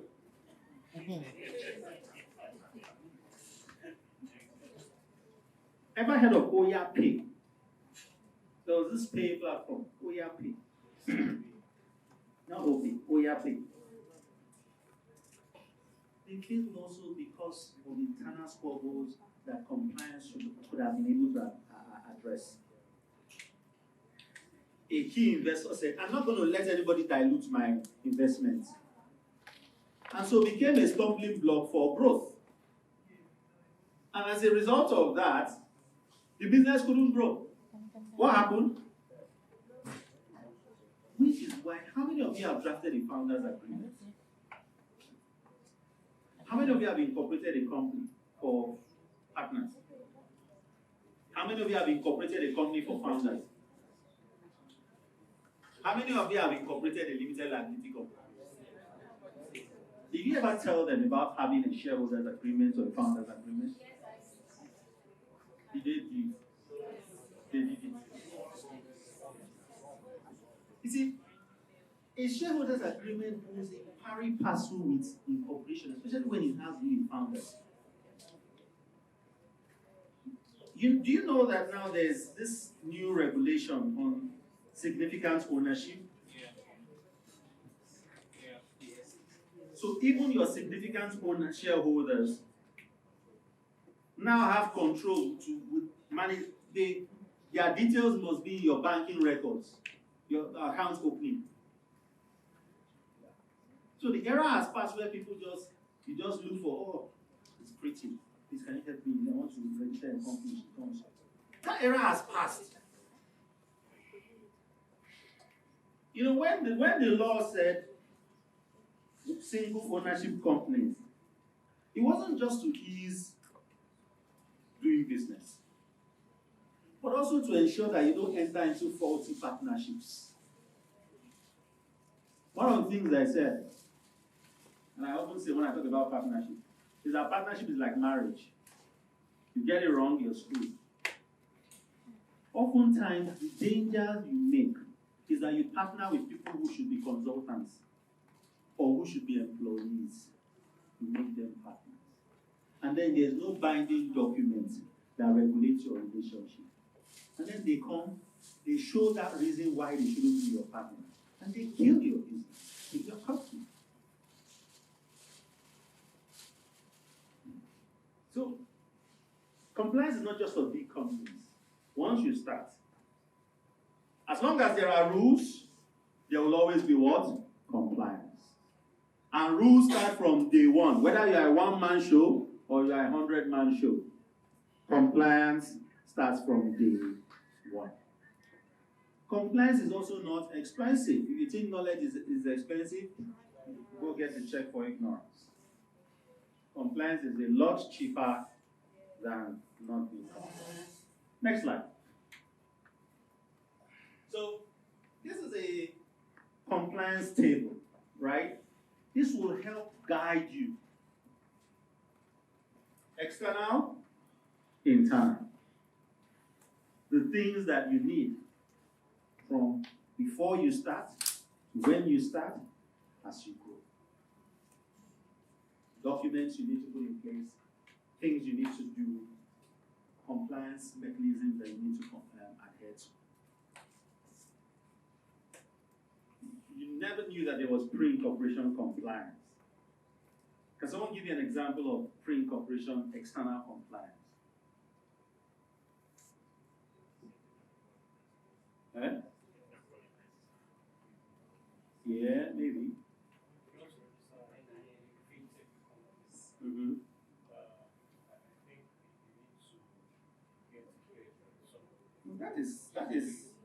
That's the incorporation compliance. Before you go to Mm-hmm.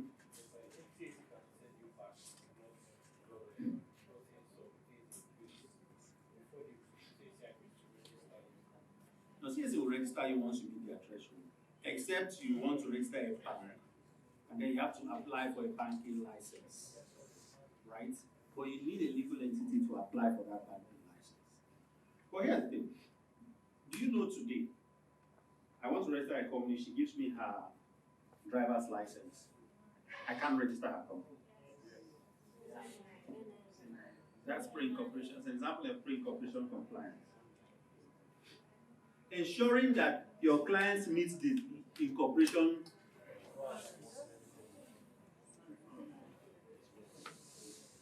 So this table will guide you. It will export to you. Just have it somewhere in your face. And as you see what you pick. Always look. And it's not exhaustive. There's a lot more to add. And as it grows, you keep adding or maybe subtracting. I doubt it. Next slide. And God.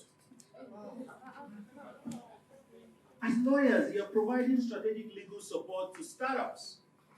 And so you must understand that helping clients meet their legal obligations only fulfills the barest minimum. Please say after me.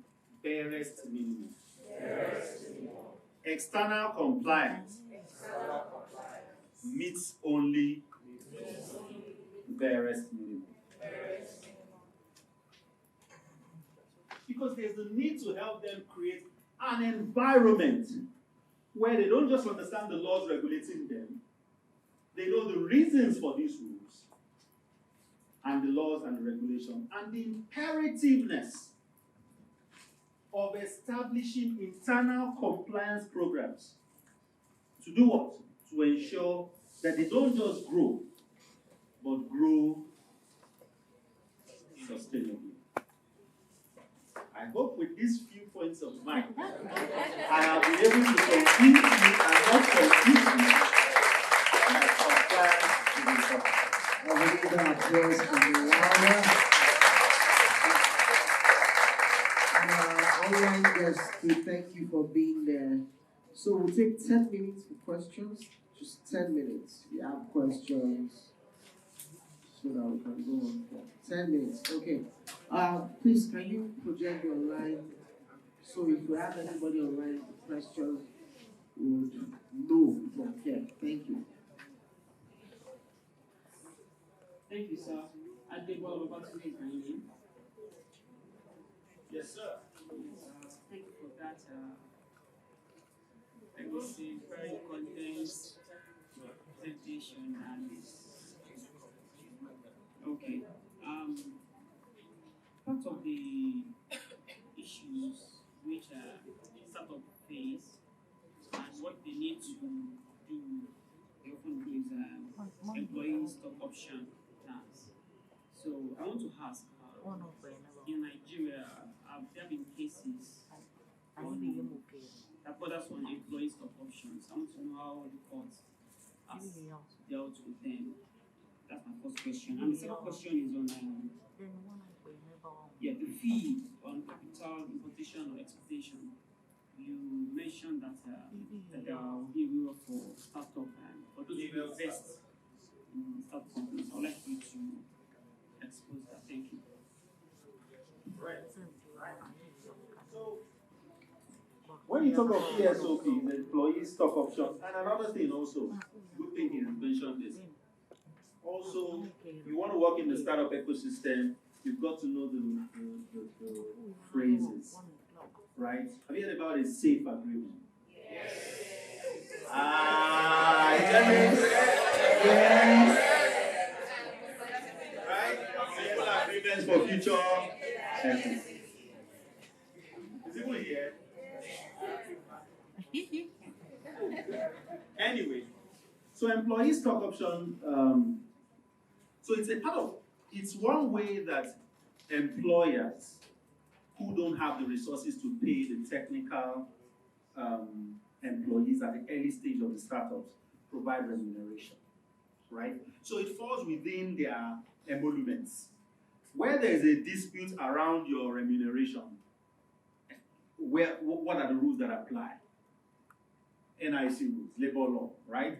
So it's just the same thing as you being owed a salary and all that. Now, oftentimes those ESOPs come with a vesting table. So it's not automatic. You have to stay for a period of time and you have to meet certain threshold. Sometimes some of them are even based on the company's projection forecast. So there are so many issues around it, right? But where any dispute arises from ESOPs, they are addressed in the regular labor courts, except there is a mutual agreement to address that issue otherwise. But the law is also very clear that labor-related issues can only be handled by the industrial courts, right? And then on capital importation, so the Startup Act provides for startup labeling. And one of the benefits of startup labeling is that investors who invest in labeled startups are able to import and export their capital or investment without any charges, right? The idea is one of the things that startups need is funding. Funding, you know. And so they need money. They need people who will invest in them. And the idea around it is to make that investment easier. Does that answer your question, sir? Are you sure? Yes. All right. Please let's take somebody from the Zoom. Ayodele. Yes. Yeah, Ayodele Samuel. Thank you.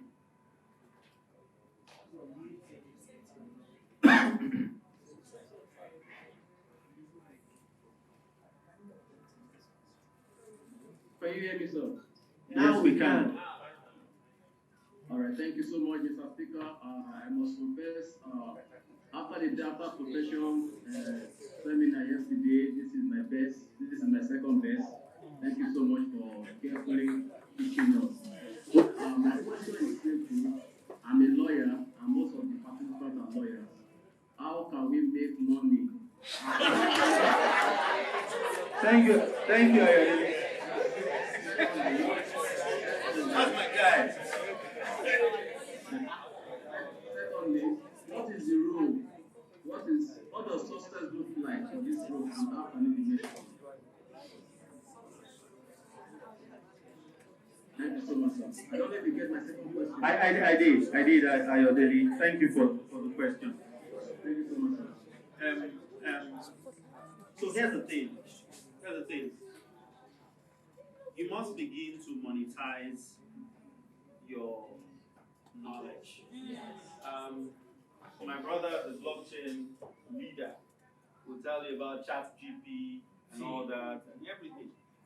The biggest asset you have today, and the moment they decode it, we're done, is emotional intelligence. Your ability to think beyond just the answers. And even at that, robots are decoding it, but they can't. Because that human element differentiates you. Right? So even when you ask ChatGPT some questions, the answer he gives you, you can't give it to your client like that.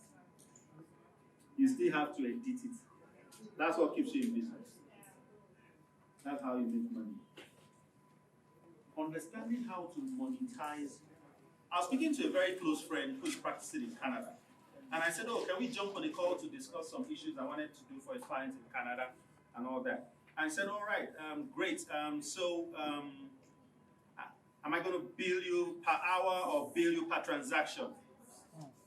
I said, Claire. I said, sis, how far now? He said, yeah, my brother, but I'm going to bill you. Because that's the rule. You see, oftentimes we don't believe in how good our product is, how good we are as lawyers. That's why we don't make the money that we should make. We don't know how good we are. We don't know how essential we are. If vulcanizers can have a fixed price across the entire country for pumping tire, you can't get it cheaper anywhere. Why not lawyers? I'm talking about compliance program. I'm talking about the documents. I'm talking about so many things you need to put in place. Now, money are they talking about? It costs money to set up a compliance program. I charge in 6 figures to set up compliance programs for clients. That's why I can afford to dress like this and come here. That's why I can afford to pay for an office in Ikoyi, because I charge a lot of money for setting up compliance programs for companies, for listening to them, trying to understand what their peculiarities are, and then developing and creating rules around those peculiarities. Case in point, you're representing a client that has, a large group of people who cover their hair. Now, your HR policies around dressing must reflect that, right? Your HR policies around work hours must reflect that, right? Because you have people who may need to pray 3-4 times a day. So I won't just say, oh, you want an employee policy? I have it in my template. Change. M&C Nigeria Limited. 1 part. That's money. Everything you do as a lawyer has a price tag on it. If you are doing pro bono, you're doing pro bono. If you are providing legal services, you're providing legal services. Now, what does success look like? Right? As a startup attorney. Success is relative. You really can't place a clear definition. What may give me success may not be what will give you success. So, but there are general benchmarks. If people in that space call you up and rely on you for advice, for support, if you have become a thought leader in that space, then you're successful. I'm not the only person talking about startups, right? But Legal Nigeria says, hey, this guy with rat-like beard from Edo State, we think you are a leader in the startup ecosystem. Come and talk about startup compliance. Because you have carved a niche for yourself. So there's no clear indices. I can tell you how to make money, but I can't tell you what success looks like. But you cannot also be good and it will not radiate in you. You must look good. You must dress well, right? You must be able to interact in the right circles. You must be able to speak well. You must understand these phrases. And then people must be able to say, oh, when we think about ABC, it comes to mind. If that is not the case, then maybe you need to do it a little bit. All right, thank you. There's somebody here. You have asked everybody question.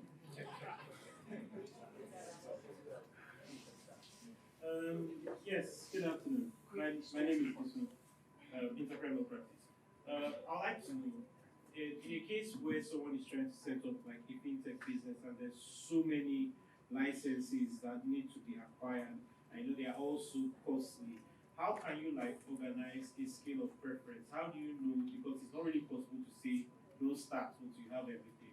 So how can you determine, okay, these are the very like the bare necessities, let's get these first and then work towards acquiring the others as we move on. Okay, so here's the thing. There's always a barest minimum. Number one, let's arrive there. No regulator will say you must meet all the requirements. Case in point, let's even leave fintech a bit. Let's talk about NAFDAC registrations, right? They require brand protection, but they also know the impracticability of getting a trademark certificate. Yes. So they accept trademark acceptance letters, right? So oftentimes, it's your duty as a lawyer to go and find out the barest minimum. Fintech, for instance, you know that CSE registration is fundamental. Preliminary approval from CBN is important. CBN will tell you what they need in terms of the sort of legal structure you need to have, the qualification of your directors and all that. and then you can start. So oftentimes the advice is to tell your clients, especially for fintechs, start small and scale. Right? So you start small with the barest minimum, and then as you grow and build capacity, you apply for an upgrade. So some banks that started as community banks have moved to become microfinance and have merged even to become commercial banks. Does that answer your question? Thank you. So let's take inner message from Zoom. Okay. Can you hear me? Loud and clear. Thank you once again. I hope you are not the one driving. No. Great. Okay, please. So you spoke about corporate governance agreements.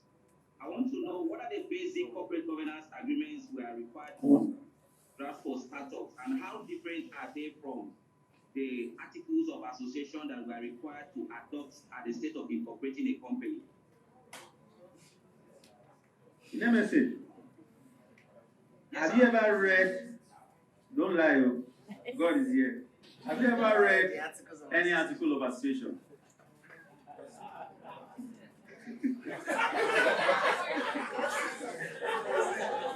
Hear it? See now?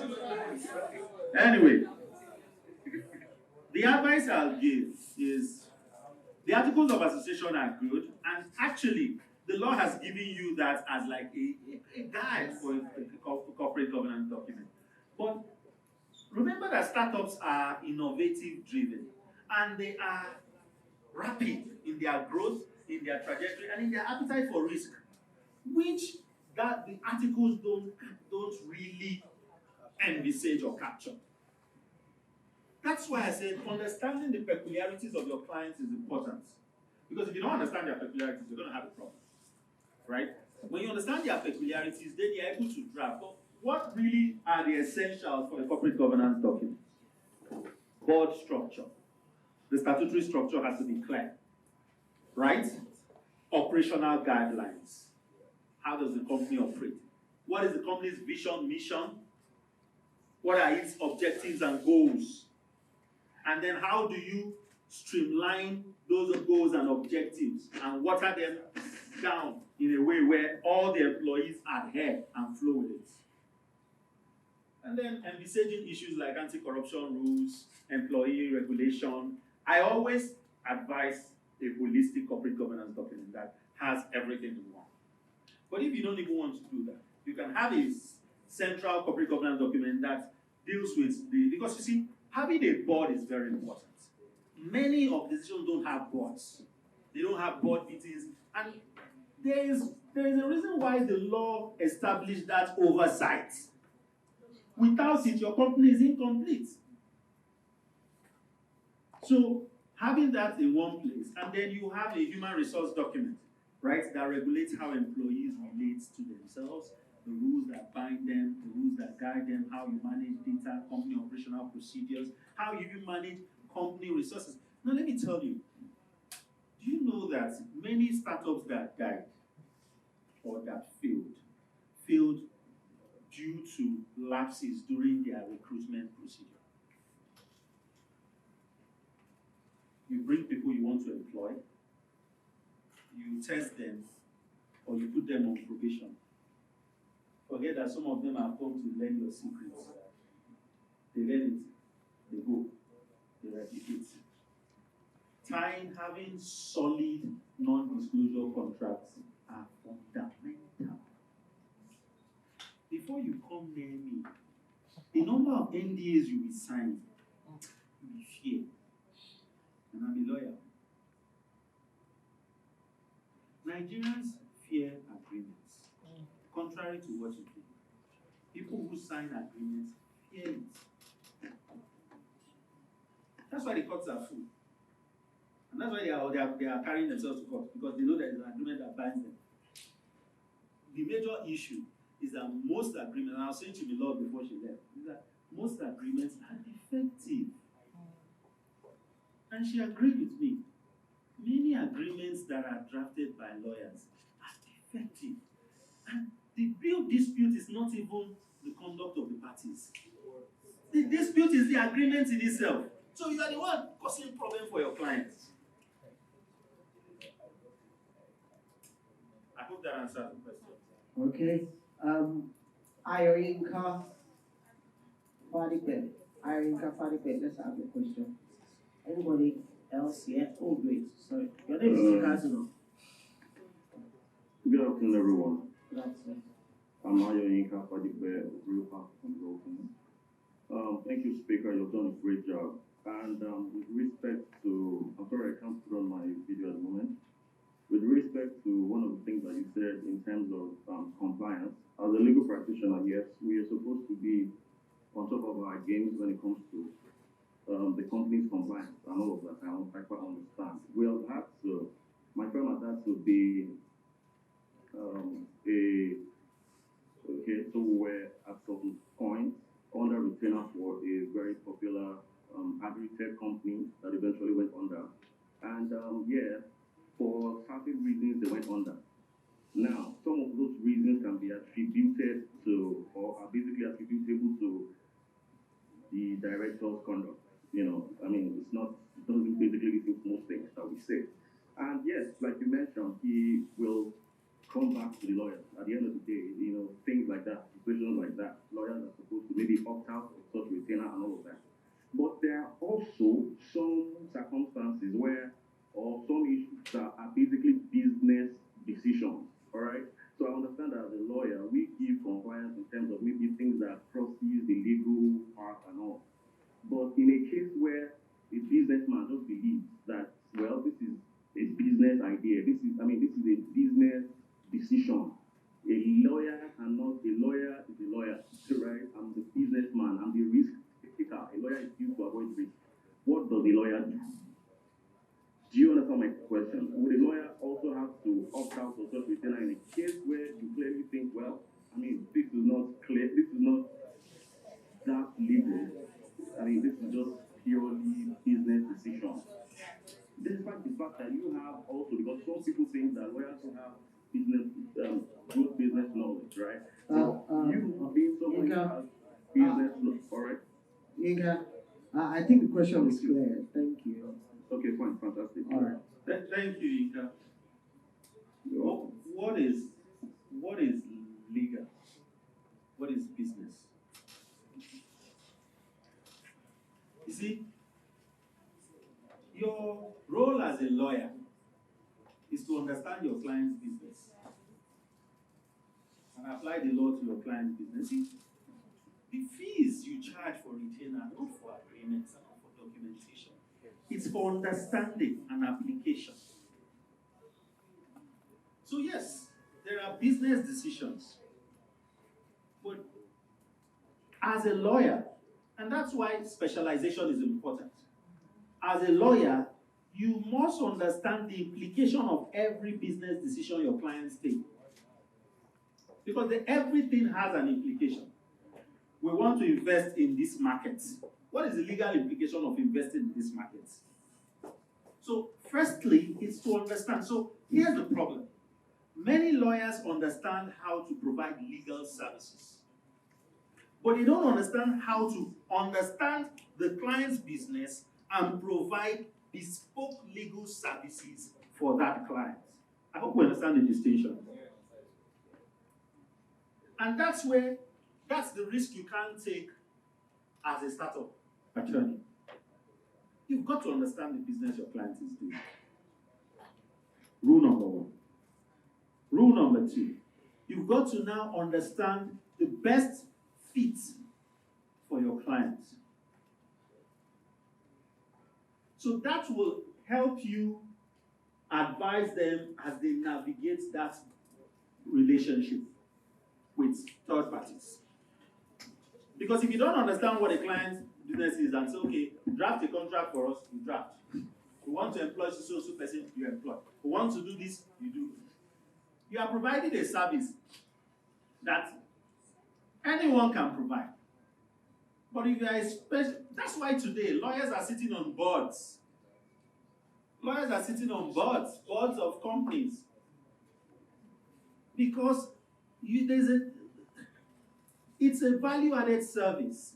that is integral to your relevance. You've got to understand the client's business, and it's not okay not to understand the client's business. You have to understand the business of the client, maybe not in the same depth as they do, but as much as it is necessary to be able to give them the best fit. Because remember I said to you, no two startups are the same. So their peculiarities differ, even if they are in the same line of business. The implication of that is that if you don't understand them, you don't know the best fit for them.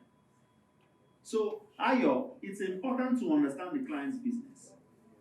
Just as much as you understand law and how you want to provide the services to them, the only way you can avail them the best benefit is to understand their business. So that when they are going against laid down procedure that are capable of causing legal infraction, you are able to pull them back.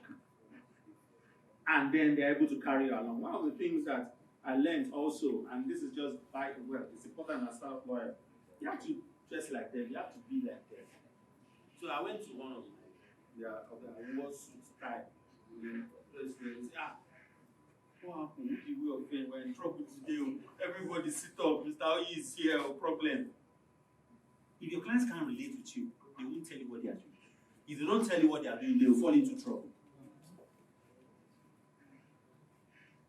I go buy canvas. If they wear canvas, I like it. I hardly wear shoes. So, getting them to rely on you is also very important. Getting them to be able to communicate with you. Do you know why? Let me tell you, let me shock you. The biggest cause of failure of most companies is not even in the agreements. It's in those innocent emails and WhatsApp exchanges. That's where they obligate themselves and fall into big problems. You send me a message, I reply averagely maybe 1 week. No, why? Because I can't go. You know why? Because myself and all the lawyers in my firm were in so many WhatsApp groups with our clients. So as they are having those conversations, we are sending them private messages. Work. Retract. No. This doesn't work. Because oftentimes you find that they come to you after they have agreed to document a faulty relationship. And because you are not part of the process, you don't know what's going on. It's a lot of work. Startup lawyer no be fine boy, wear canvas, wear jackets, blazer. It's a lot of work. Because you are with them in the formative stage where they are making mistakes, falling, and you have to be able to nudge them. Because those innocent emails, those innocent exchanges, those virtual meetings that they have, we sat in on a virtual meeting yesterday with some an external company that was providing a service for our clients in Nigeria. And we had already gone back and forth with on the agreements. And there were some areas that they accepted, some they refused, and then some we had to discuss. And then when we sat down, I was trying to wonder the explanation they had for certain clauses. I can't disclose, I'm so irritated, right? And so I was listening. I was telling myself, Baba, calm down. When they finished, I told them, do you understand the implication of this clause for my clients? One of which was to give them exclusive rights to exploit all data commercially and in any form. How do you have such a clause? You think we're daft? A country that has 200 million people? Exploits commercially and in any form. And then their explanation to us was, what we intended to do is just for the purposes of user feedback. And I said, but that's not what exploit commercially means. Do you understand what I'm trying to say? Yes. You've got to be on top of your game. And you must be part of those conversations. That's where the mistake comes. You see, by the time they tell you, they send you email, could you please help us draft an agreement for everybody? They have concluded they've made mistake if they want to make mistake. They've done everything. But when you are part of the conversation, you are able to direct them better. Final question for the day is from. My name is Titi Layo Scott. When we're talking about tech, I want to contextualize now to tech startups. Oftentimes our attention is on fintech, but I want to ask about some other tech, like medtech. Do you have, I want you to expand a little bit on external compliance for medtech. Are you aware of any particular external compliance that regulates medtech in Nigeria? So, everything I have said today have been on startups. Nothing on tech, nothing on any particular area of startup. And I intentionally, because in fact, if you ask 10 lawyers about startup, they will reply you with fintech. Fintech is just one aspect, financial services. There's medtech, there's agri-tech, there's FMCG, right? There is commerce. In fact, do you know today there's real estate technology, there's real estate tokenization going on. So there's so many aspects. MedTech, for instance, already you have to meet the necessary regulation, MDCN regulation, right? And MDCN play a pivotal role in medical licensing in Nigeria. Once you meet their regulations, another issue will now be cross-border services, right? So imagine you're having a medical platform, a telemedicine platform. Can a doctor in Nigeria consult in Geneva? Gotcha. Those are the legal issues for you to go and do your homework on and answer and let me know what you think. All right. Okay, thank you very much. I think that's. Oh, there's one. Please, can you make it quick? Quick, because we are. There's a Dugo also that wants to say something. Yeah. Yes, Please make it really good quick. afternoon. Okay, I will. Good afternoon, everybody. My name is Ada, and I'm a legal practitioner based in Uyo, Akwa Ibom State. So my question is, as a startup lawyer, how do you retain your value? Because I have been in situations where I draft agreements for companies and they shoplift it and use it to draft other agreements. They feel attracted to use the of the transaction. They can use it for other transactions. So as well, how do we protect our intellectual property as regards to our draft? Thank you. Thank you, Adugo. It's something. I think that in everything I have been saying, one of the things that I've been trying to teach you is to do specialized documentation. I hate templates. I hate it. I didn't say dislike. I said hate. It limits you and it puts you in trouble. And the clients know that lawyers use templates. So they also want to start using templates.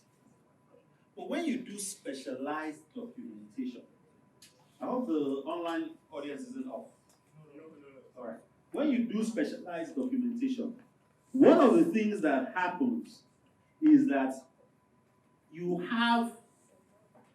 it's difficult for them to copy and paste because you have specialized it to the particular transaction.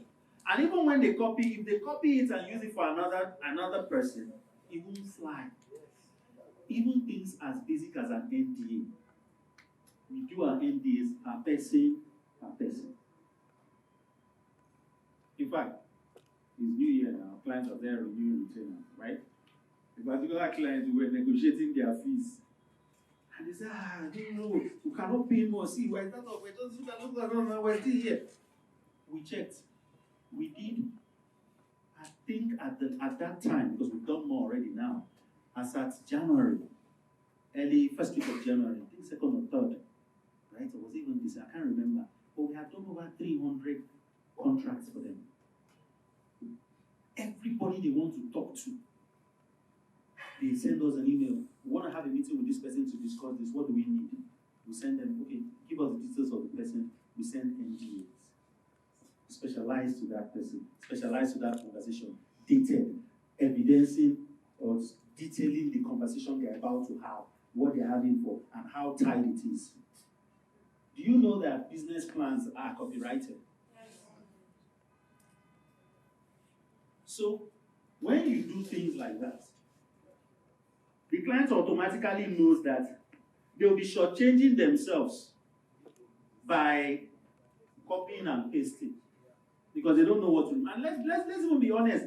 Today, if they want to copy and paste, they don't need us anymore because everything is online. It's just that the Center for Dispute Resolution may be in California. So when problem comes, they should go to US Embassy and collect this and go there. But there are templates everywhere. But one way of preventing this is by specializing all your contracts. It's a lot of work, but it protects you. Okay, thank you so much. Please, a round of applause. Sorry, technology too. You can also lock documents you send. PDF lock. Do it in such a way that they can't even copy it. So the only thing they can do is to print it, give to typists to retire.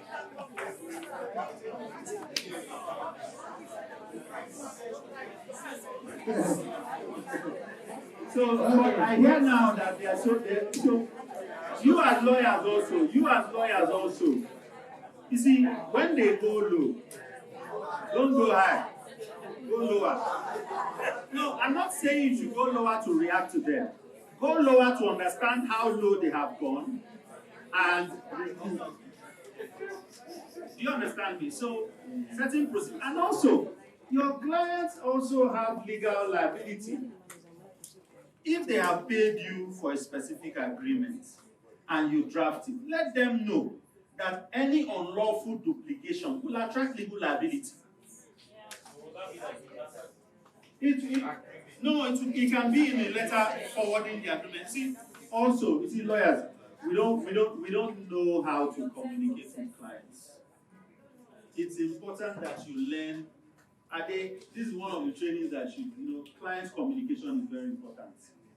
When you are forwarding a document to them, let them know the implication of the document, how they will use it, and if there are any legal liabilities that will arise as a result of the wrongful use. Worst case, they will say, this lawyer like trouble. What's the problem? Hey, prevent people from. If you don't say I am, nobody will say you are.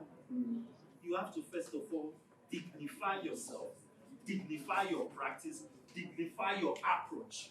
When I started, right, it was just me. But I had multiple emails.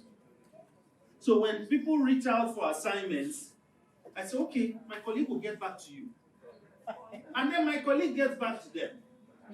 Right? I was able to distill. But this worked for maybe a month or 2 months before I started building the team. It's important. Because they will come to you as you. Oh, lawyer, I need you to help me do this. You have to let them know I run a business. I have a structure. And you must compel them to come into your structure. If not, we'll finish. All right, thank you so much. This is a round of applause. He has a book, for those of us online, he has a book, The Business of Running Your Business. It's a practical guide to building a successful business. Good enough, it's not jurisdictional limit. It's not limited by Nigeria, because I don't see anything in Nigeria here. So I think it's a global book. Thank you. Did you clap for him? Let's do that again. We'll be having our final session start by 3:30. It's a class that you'll be very interested in. And as I said earlier, that when she comes, being the only female facilitator, will just stand and welcome her with applause, like a standing ovation. Yeah. That will be good. There's a man that supported me, that will be good. I also support it. I will get to congratulate her as well because she's been, I don't know if it's an election, no, I think it's an appointment It's not an election though, so if it's an appointment, but she's now the new chairperson of the NBA Women's Forum. So it's going to be great to have her here. This is her second time coming to our training, so it's just going to be exciting to have her. Thank you guys so much. Our sessions are almost over. And I don't know, but I feel like I don't want it to end. She will continue tomorrow. That's great. Let's continue. Great. So guys, we're going on break now. It's going to be a very short break so we can continue with our last session for today. And don't forget, we have our TGIM cocktail later in the evening as well. So we just get to hang out, network, because sometimes I believe it's not easy to meet people in the middle of the lecture or while you're having lunch. So this is just a time to just hang out, meet each other, and connect. So thank you so very much. We'll see you at 3:30 sharp. Lunch is served though, so please go down and have your lunch.